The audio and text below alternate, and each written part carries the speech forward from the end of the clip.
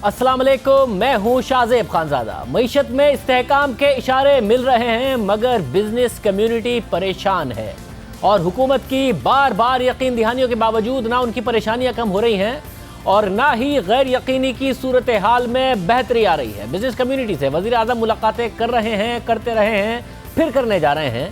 Business community से वुज़रा भी मिलते हैं, उन्हें यकीन दहानियां कराते हैं। इन मुलाकातों के बाद बिजनेसमैन खुशी खुशी वापस आते हैं मगर फिर होता कुछ नहीं है। मीडिया पर आकर बिजनेस कम्युनिटी बार बार इस बात का इज़हार कर चुकी है कि ये हुकूमत वादे तो बहुत करती है, प्लान बड़े अनाउंस करती है मगर फिर उन वादों और प्लान्स को पूरा नहीं करती, उन पर अमल दरामद नहीं करती।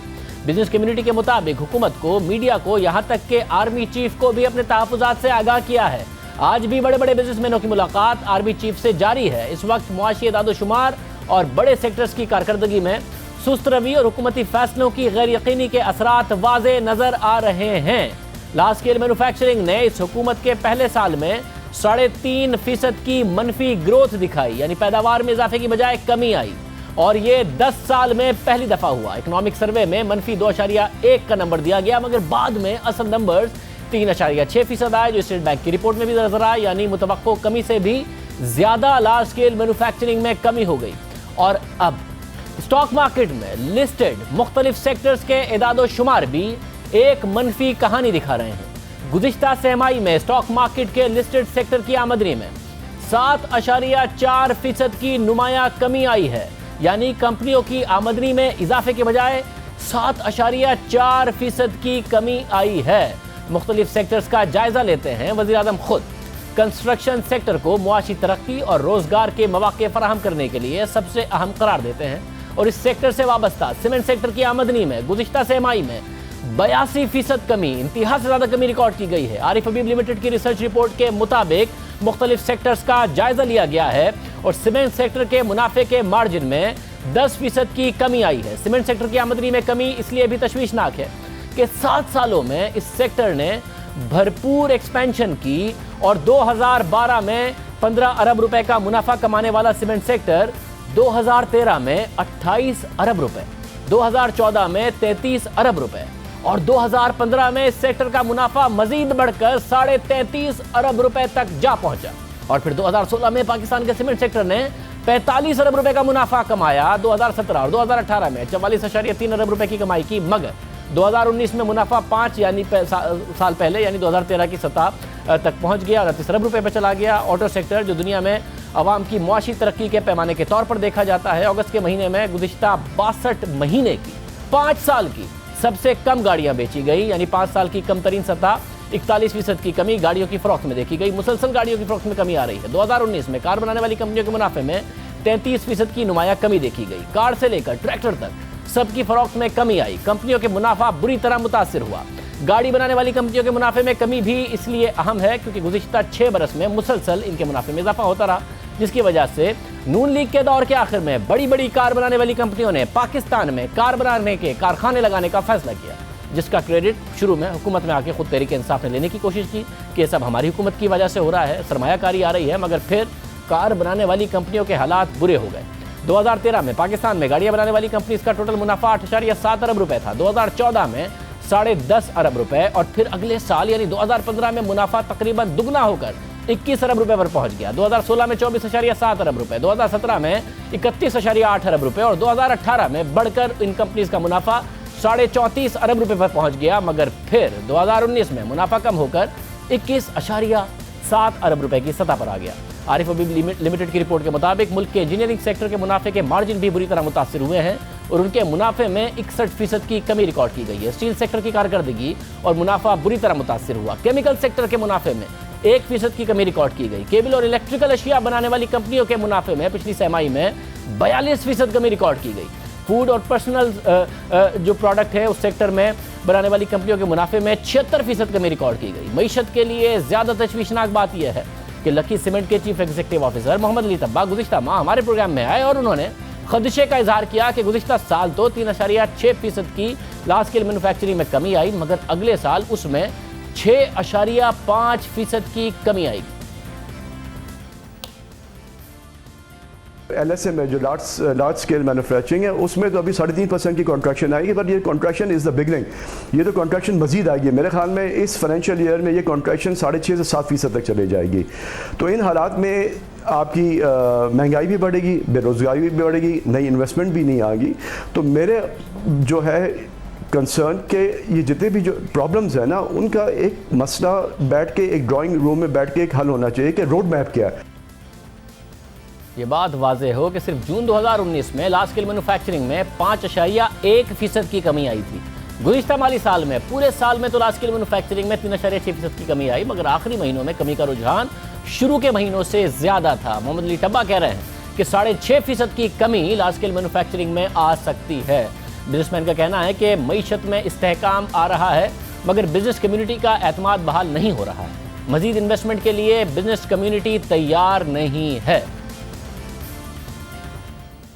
आज इतनी अनसर्टेनिटी बढ़ गई है बिजनेस सेक्टर में कि आगे पता ही नहीं कि रोड मैप क्या है, मतलब इन्वेस्टमेंट करें कि ना करें। मतलब अगर आज आप मुझसे सवाल पूछें कि आपका प्लान क्या कि अगले सालों में आप इन्वेस्टमेंट करेंगे, तो मैं कहूँगा नहीं, मैं बिल्कुल ही इन्वेस्टमेंट नहीं करूँगा, बिकॉज जो इन्वेस्टमेंट कर दी है उसको चलाने के लिए इतने डिफ़िकल्टीज़ और इतने मसाइल बढ़ गए कि आगे तो इन्वेस्टमेंट करना और सोचना भी मेरे ख्याल में इम्पॉसिबल है। खुद समझते हैं कि इस वक्त वो सिनेरियो बिल्डअप हो रहा है कि आप भी एक्सपेंशन की तरफ जाएं जिसमें इंपोर्ट सब्स्टिट्यूशन या एक्सपोर्टेबल सरप्लस के ऊपर फोकस हो, या इस वक्त भी आप समझते हैं कि जो इन्वायरमेंट है उसमें जो एग्जिस्टिंग एक्सपेंशन कर दी है, एग्जिस्टिंग इन्वेस्टमेंट कर दी है, उसको संभालना इस वक्त आपके लिए पहला चैलेंज है? आई थिंक ये जो एक्सपेंशन कर दी है उसको संभालना जो है वो पहला चैलेंज है। और इस इंटरेस्ट रेट इन्वायरमेंट में अभी इन्वेस्टमेंट करना तो आई थिंक वायबल जो है वो नज़र नहीं आता। बिजनेस कम्युनिटी की शिकायत है कि फैसले तो होते हैं मगर उन फैसलों पर अमल दरामद नहीं किया जाता। 5 एक्सपोर्ट सेक्टर में इन्होंने कहा कि आप एक्सपेंशन करें, एक्सपोर्ट को आप बढ़ाएं। उसके लिए आपने अभी तक इसकी जो इम्प्लीमेंटेशन है कि $6.5 में जो गैस मिलनी चाहिए, उसकी किसी पर कोई नोटिफिकेशन ही नहीं है। आज मैंने इन्वेस्टमेंट करनी है अपनी टेक्सटाइल में, एक्सपेंशन करनी है प्रोसेसिंग में, वीविंग में और स्पिनिंग में, वो मैं डिसीजन इसलिए नहीं ले रहा कि इसमें गैस अवेलेबल है लेकिन उसके टैरिफ की कोई क्लैरिफिकेशन नहीं है।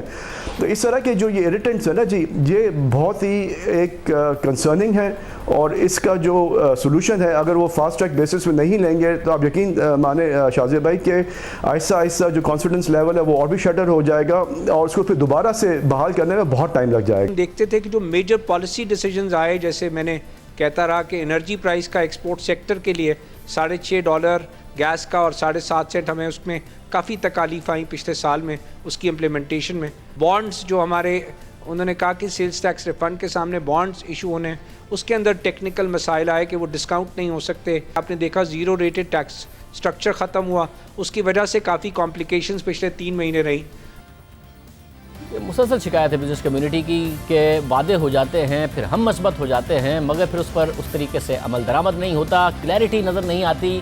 दूसरी तरफ स्टॉक मार्केट में लिस्टेड कुछ सेक्टर्स में मुनाफा में भी इजाफा हुआ। ऑयल एंड गैस सेक्टर के मुनाफे में 40% का इजाफा हुआ। रिपोर्ट के मुताबिक डॉलर के मुकाबले में रुपए की कदर में कमी उसकी बड़ी वजह बनी, क्योंकि इन कंपनीज का मुनाफा तेल और गैस की इंटरनेशनल मार्केट में डॉलर की कीमतों से मुंसलिक है।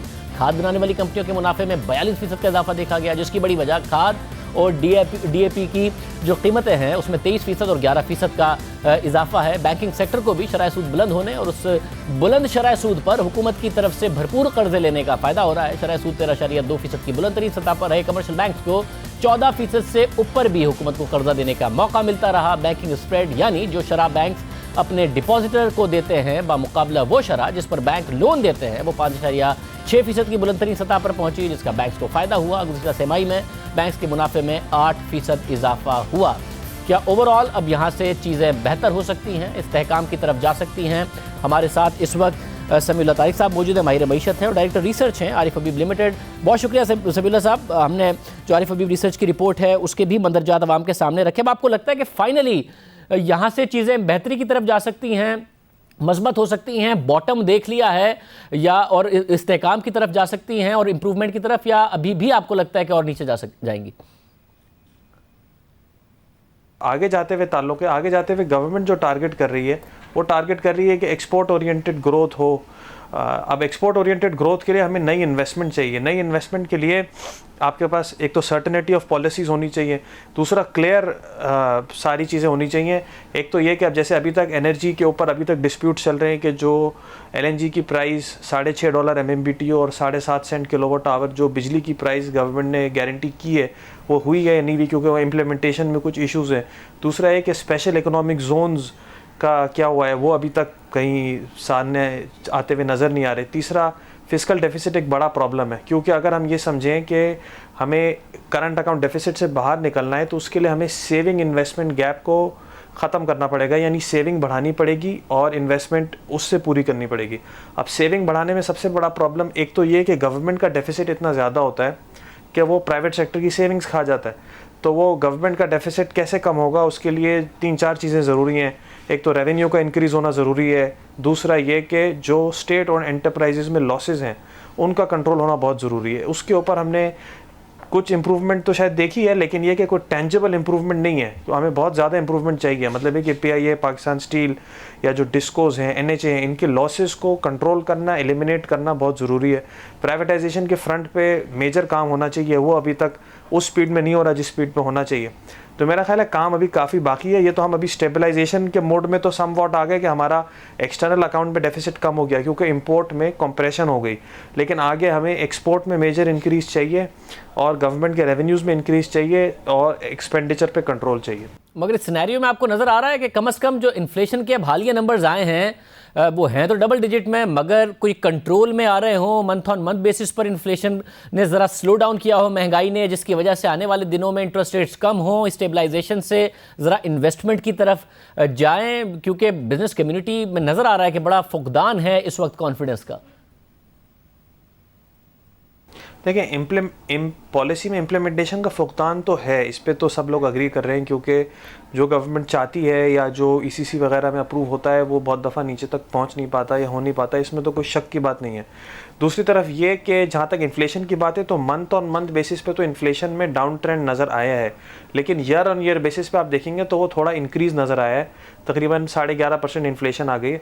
तो उसकी वजह से जो है मेरा ख्याल है कि स्टेट बैंक ये वाली जो मॉनेटरी पॉलिसी है इसमें शायद रेट कट ना करे। मेरा अपना ये ख्याल है कि ये मार्च 20 से पहले शायद रेट कट की तरफ ना जाएं। हालांकि स्टेट बैंक के गवर्नर ने आखिरी जो इन्होंने मॉनेटरी पॉलिसी पे तबसरा जब खुद किया था तो उन्होंने जो मंथ ऑन मंथ इन्फ्लेशन है इसको डिस्कस किया था, लेकिन मेरा अभी भी ख्याल है कि चूँकि 3 महीने की रीडिंग काफ़ी ऊपर है, 10% से ऊपर, तो मेरा ख्याल है अभी शायद ये और राइजिंग ट्रेंड ही नज़र आ रहे, तो शायद मेरा ख्याल है कट की तरफ ना जाएँ।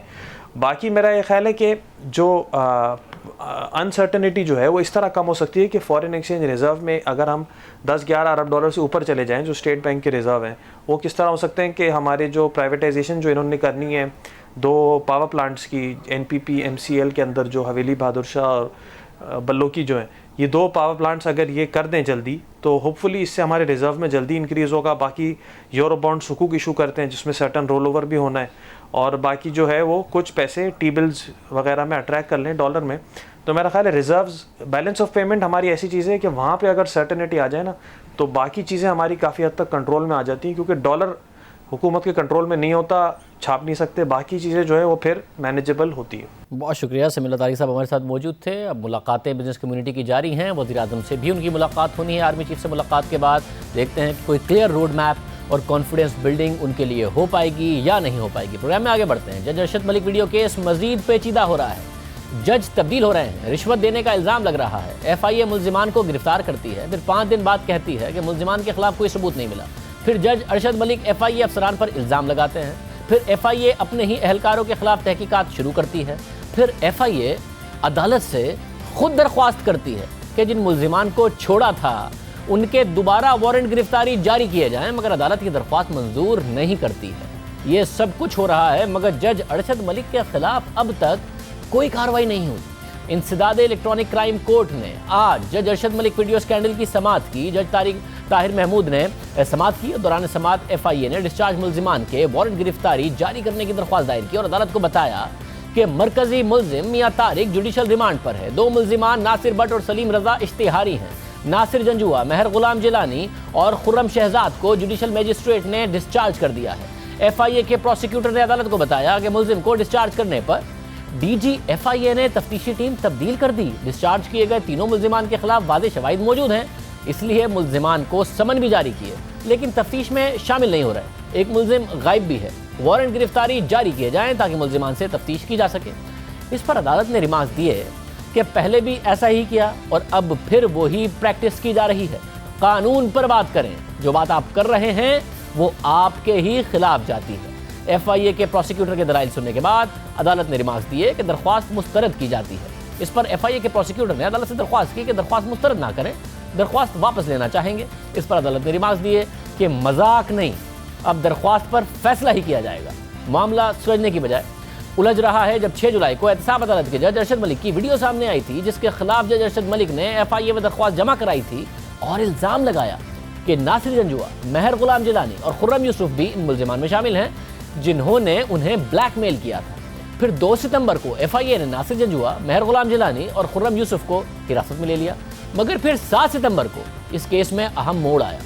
FIA ने जुडिशल मजिस्ट्रेट की अदालत में मौक़िफ़ इख्तियार किया कि ये तीनों मुल्जिमान इनके खिलाफ शवाहिद नहीं मिले हैं, अदालत चाहे तो इन्हें रिहा कर दे।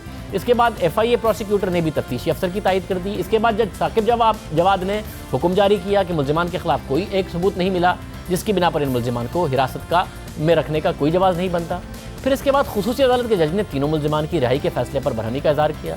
इसके अलावा जज अरशद मलिक ने भी DG FIA को ख़त लिखा और शिकायत की कि FIA एहलकारों ने तफ्तीश ठीक से नहीं की, इन अफसरान के खिलाफ कार्रवाई की जाए। फिर DG FIA ने तहकीकाती टीम तब्दील की। फिर FIA ने अपनी रिपोर्ट में इदारे के director Afzal Bhatt, assistant director Farooq Latif, Fazal Mehboob और प्रोसिक्यूटर करीमुल्लाह तारड़ पर तीनों मुल्जिमान से तफ्तीश में गफलत बरतने का इल्ज़ाम लगाया। FIA ने अपने ही ऊपर लगाया और केस में नामजद तमाम मुल्जिमान की दोबारा तहकीकात शुरू कर दी। अब आम बात यह है कि जज साकिब जवाद से पहले सिविल जज शाइस्ता कुंडी ने केस की समाअत से इनकार कर दिया था। गुज़िश्ता रोज़ उनके इनकार की वजह सामने आई है।